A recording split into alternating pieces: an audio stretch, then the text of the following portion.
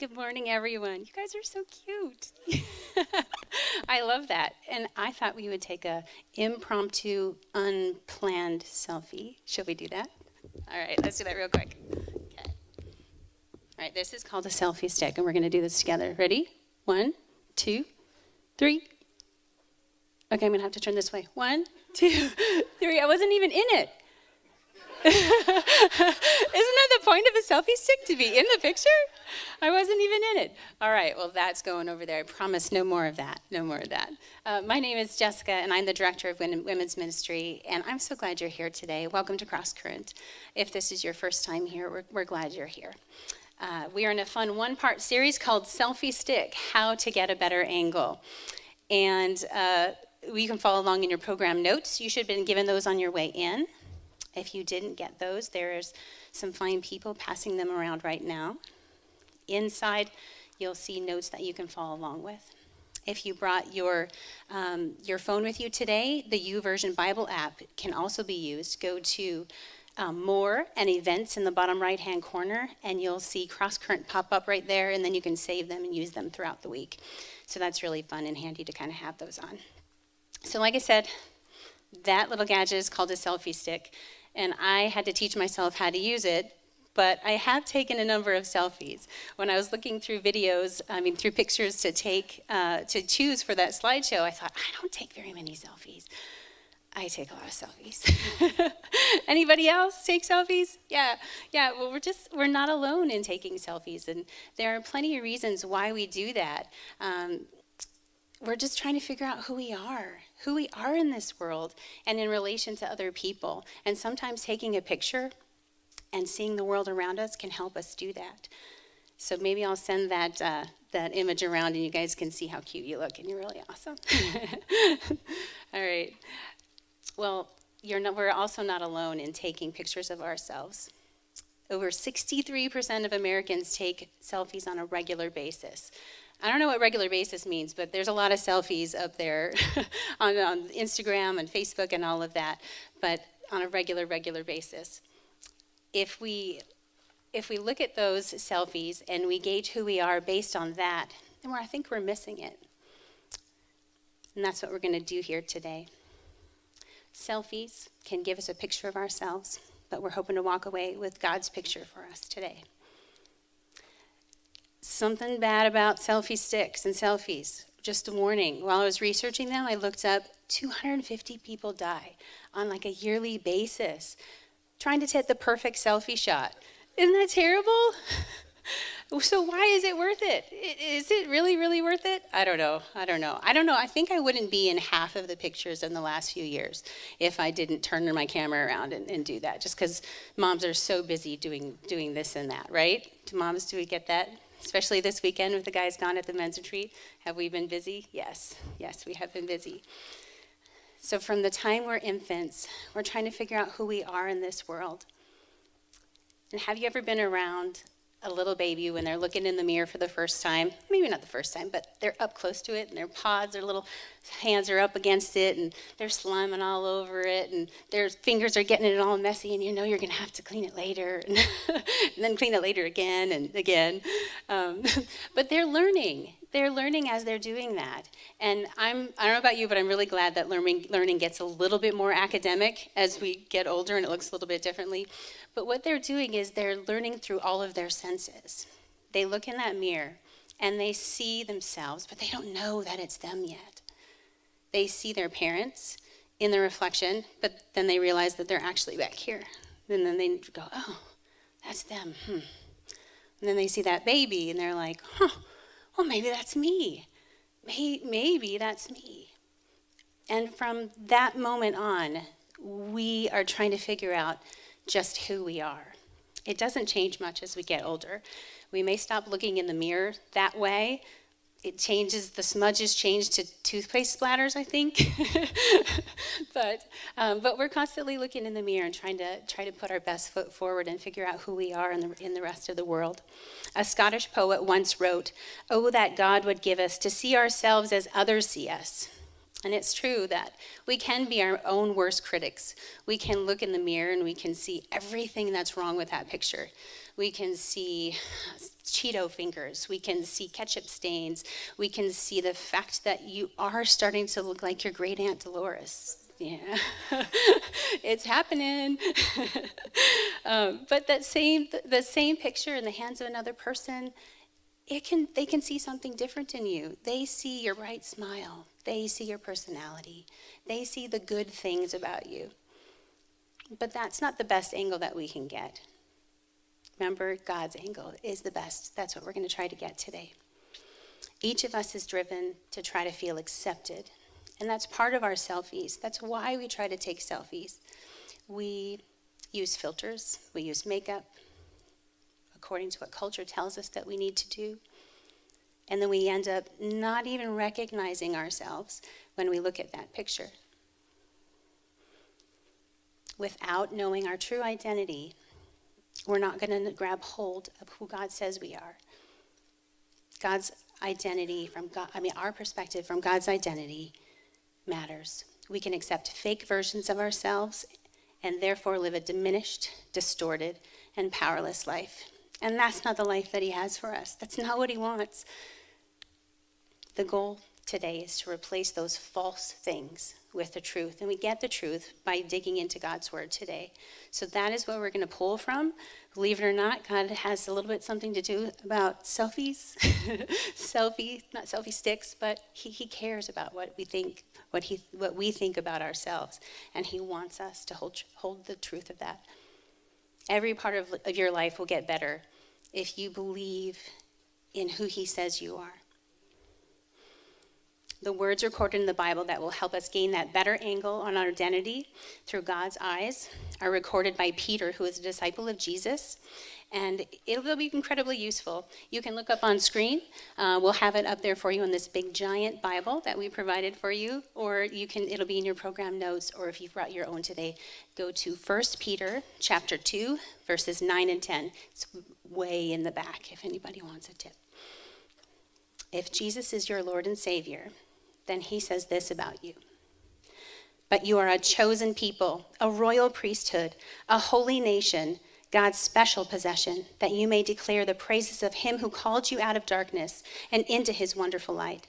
Once you were not a people, but now you are the people of God. Once you had not received mercy, but now you have received mercy. The first better angle that we can grab from that truth is that I am chosen by God.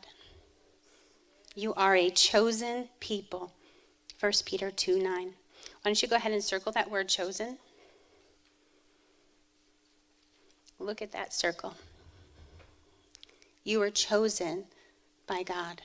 Some of us have wounds that word chosen brings up in us. Maybe we haven't been chosen for the job interview that we've interviewed for.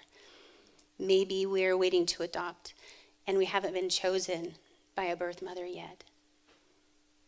Maybe there's wounds from childhood that you were just always the last to be picked for the team, or you were just never chosen at all. Those things matter and they leave wounds. But there's hope because we were chosen by God himself. When we aren't chosen, we put on ourselves and we carry the identity of rejected, and that is not the truth. Studies in psychology show that rejection is an emotion that we can feel actually as pain. Our sensors in our brain, they trigger the same way when you're in physical pain, when you're rejected. So therefore, when we have those memories of rejection, it comes back again and again and again. Whereas if you stub your toe, you're going to forget that pain. Childbirth, you forget that pain. But rejection, you don't. It's in there. But God wants to heal you of that. The King of Kings has chosen you. And this matters because God's vision is perfect. He sees and reminds us of how special we are and how different his vision is. When Samuel listened to the Lord and he went to the house of David to pick the next king, Jesse lined up all of the brothers except for David. They were all standing there as if they were waiting to receive a rose on a reality series or something. But David was left in the field. He was a shepherd. But God had actually chosen him. In 1 Samuel 16:7, it says, "But the Lord said to Samuel, 'Do not look on his appearance or on the height of his stature, because I have rejected him. For the Lord sees not as a man sees. Man looks on the outward appearance, but the Lord looks on the heart.'" His own father missed it. He totally missed that God had chosen him. Maybe God chose him for some of those very specific reasons, and they shaped his heart. He was out in the field doing things that servants do. He shepherded, he took care of the flock. Kind of reminds me of another shepherd named Jesus. God uses our everydays to shape us for what he has for us. The precious words are echoed again in 1 Thessalonians 1:4, and Paul reminds the believers, "For we know, brothers and sisters, loved by God, that he has chosen you." I don't know about you, but those words, they feel so good here. Chosen, loved by God. We didn't practice our way into that chosenness. We didn't do burpees and cleans and whatever it is. We had nothing to do to train for that chosenness. We were just chosen. Ephesians 1:4 tells us, "For he chose us in him before the creation of the world to be holy and blameless in his sight." Before. That means we hadn't done anything. We hadn't memorized any Bible verses. We hadn't volunteered back with the kids. We hadn't gotten the latest iPhone. All the things that the culture says that we need to do to be chosen and to fit in and to be acceptable. Before the world was formed, you were chosen. Another better angle that we can grab from 1 Peter is that I am cherished. You and I are God's special possession. God designed you for a purpose, and he knows that the plan that he put in your life that he wants you to live out. You bring him glory. And he saw you as valuable enough to put the Holy Spirit inside of you. That's precious. You're holding something precious. The Message paraphrase says it like this: "Your God chose you out of all people on earth for himself as a cherished personal treasure." Deuteronomy 7:6. What's the most expensive thing that you've ever bought? Maybe an iPhone? Yeah, something, because you broke it and you got to pay for it. Or your car or your house. We've had some expensive things, but those aren't treasures. God calls you his treasure. He cherishes you. You are his special possession, and he takes care of those possessions. Later in 1 Corinthians, we are reminded that you were bought at a price. Treasures are expensive. Diamonds, they're earthly treasures, but you are treasures and you are expensive.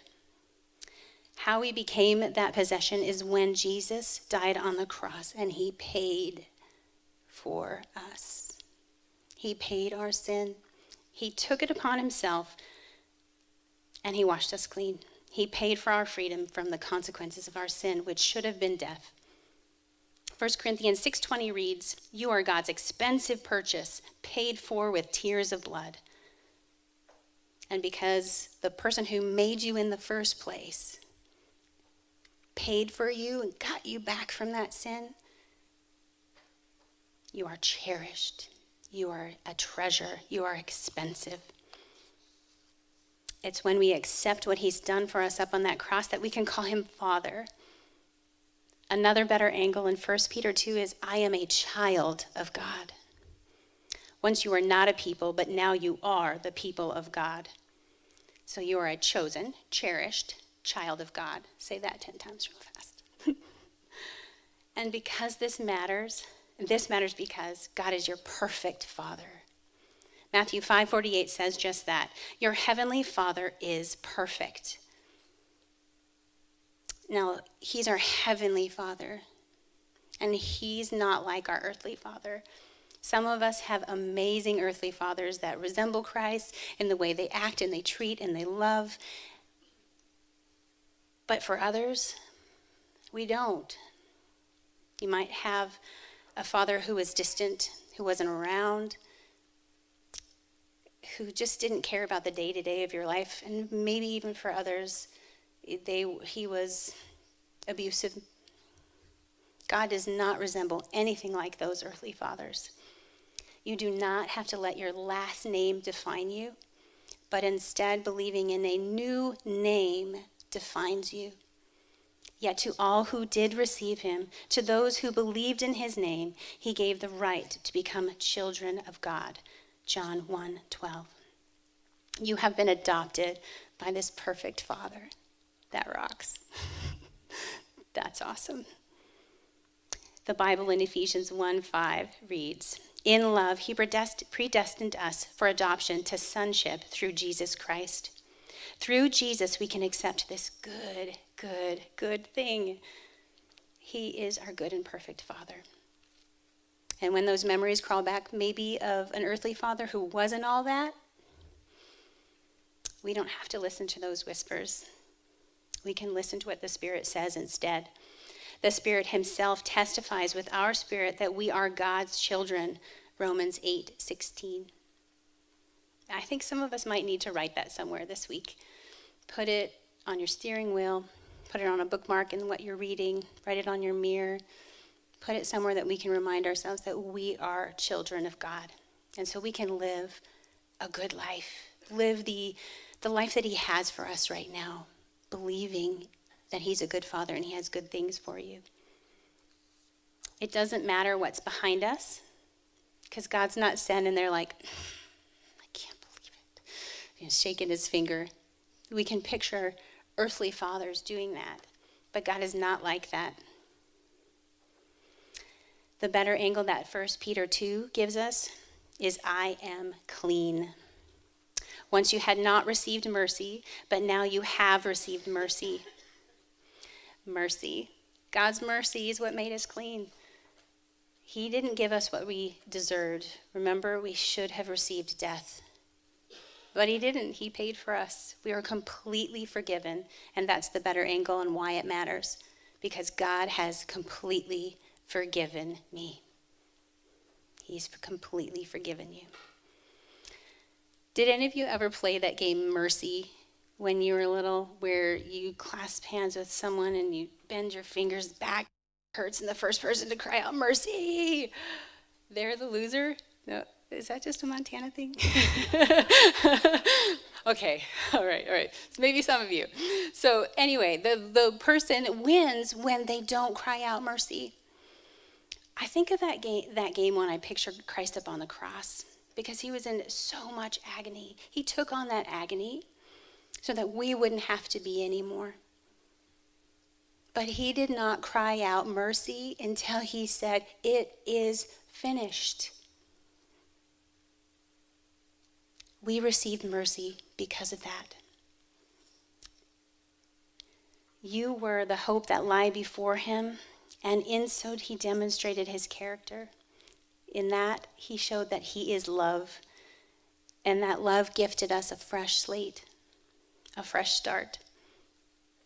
The Passion paraphrase of Titus 3:7 reads this: so as a gift of his love, and since we are faultless, innocent before his face, we can now become heirs of all things, all because of an overflowing hope of eternal life. If we are heirs, then we have an inheritance. And what are we to do with the responsibility of the life that we have inherited with God because of what he has done for us? 1 Peter 2:10 shows us another better angle on that. And it shows us that I am confident. Write that down. You're confident, competent. A royal priesthood, that you might declare the praises of him who called you out of darkness and into his wonderful light. Maybe you've had someone tell you that you're worthless, that you'll never amount to anything. You're incapable. And those words have sunk in, and they've become your own self-talk. I think it's time to trash those words and to believe what God says instead. God made you competent. It matters because God has a plan for me. God has a plan for you. God says we are competent to carry out the Great Commission, which is to go into all the world and tell everyone about who he is and what he's done. And he put the Spirit inside of you to help you do that. Because you are chosen, cherished, children, and clean. You are competent. The Message paraphrase of Acts 26:17 and 18 says it this way: I am sending you off to open the eyes of the outsiders so that they can see the difference between dark and light and choose light. See the difference between Satan and God and choose God. I'm sending you off to present my offer of sins forgiven and a place in the family, inviting them into the company of those who begin real living by believing in me. Real living. Isn't that what we all want?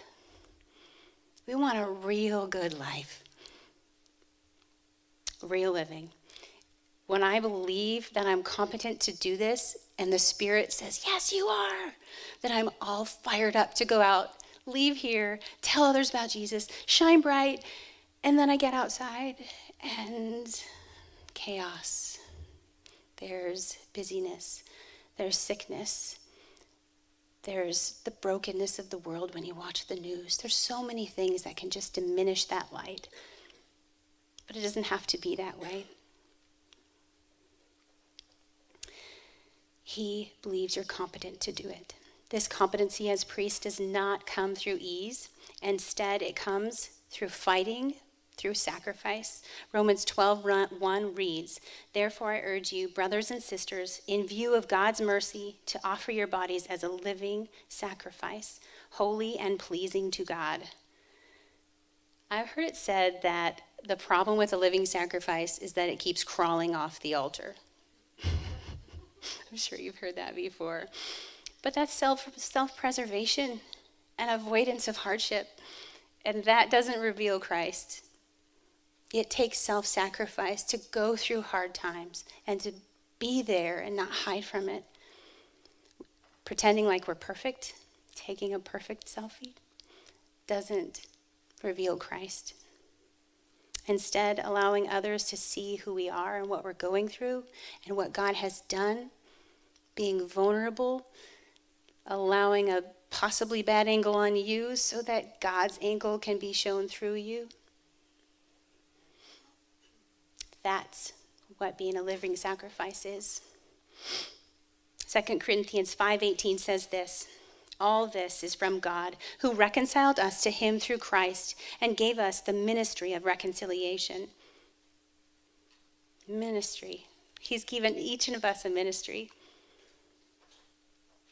When I was in high school, I played volleyball for a little while, and a coach gave me a nickname. And I didn't like the nickname very much. It was kind of like an award at the end. There was an award ceremony, and everyone else was getting awards for like best blocker, nice passer. I got the nickname Band-Aid. I mean, Band-Aid? I think I politely, thanks. What the heck? It took a long time for God to remind me of that. I kind of just set it aside. But he brought it back up in my life and said, yep, your coach saw that in you. Your coach saw that she could put you out on that field, out on the court, and that you would do the best you could. You would play, and you would make things better. Band-Aid, I'll take it. But that's how he sees all of us. We're here to play a part in the ministry of reconciliation. Now, I didn't win that game. I don't win hearts for Christ. God does that hard work, but I can be a Band-Aid. He does the healing. So maybe you guys can be okay with Band-Aid too.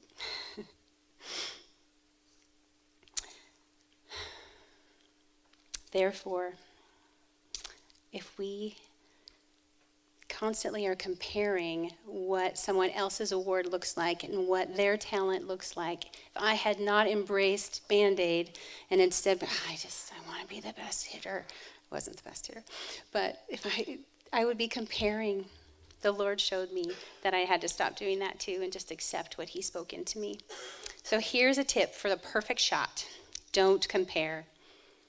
Our skills, our spiritual gifts, our abilities, and of course our Instagram stories, they should be different because we serve a creative God. He made us all different. You look different. You have different talents. I bet you're glad I'm not singing up here. You don't even know. I don't even know. But we aren't to compare. Galatians 6:4-5 says, "Don't be impressed with yourself. Don't compare yourself with others. Each of you must take responsibility for doing the creative best you can with your own life." There's something special about you. You and you and you and you. He put something special in each of us that plays a part in this ministry of reconciliation. And we are to stand side by side, and we'll together reflect Christ better as we do that, and we each play our part. The selfie stick can help you get a better angle, an earthly angle. But I think the angle through a different set of sticks, the sticks of the cross, is how we should choose to accept to see ourselves, because we are forever being transformed into his image with ever-increasing glory, and he who began a good work in you will carry it out into completion until the day of Christ Jesus. Friends, what we've looked at here today, it might be something new of how you choose to see yourself. It might be a reminder of what he's asked you to do with who you are. I pray that you walk away from here and you believe that in a different way, a way that it puts a spark and your testimony is right on the tip of your tongue to tell others. But for other people, this divine angle, it's a mystery. God's divine angle that he sees you is Christ's reflection in me, Christ's reflection in you. He uses the sticks of the cross to see you.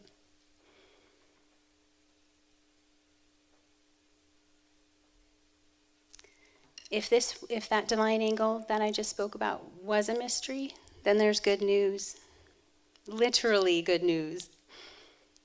Jesus brought you here, and he puts people who are carriers of light all around you, little Band-Aids here and there. Because he wants you to no longer be in the dark. He wants you to be in the light. Your best light, where you will live your most perfect life you can here on this earth, full of abundance and goodness. And you'll get your best shot that way if you view yourself through the sticks of the cross. Let's pray. Lord, thank you for seeing me, not as the world sees, but seeing the potential that you put within me. Correct my vision, and may the stick that defines me be the sticks of the cross. I'm sorry for choosing my own way. I want to be your child. See me as clean before you because I believe in your Son, Jesus. Send me out of here changed and competent for serving you. And as I look around, may I see the best in others and encourage and not compare. Thank you, my perfect Father, for your great mercy. In Jesus' name, amen. In your program notes, there's a green card. If you made any decisions today that you'd like us to know about, go ahead and fill that out. Or if there's any prayer requests, drop them in the boxes in the back of the auditorium.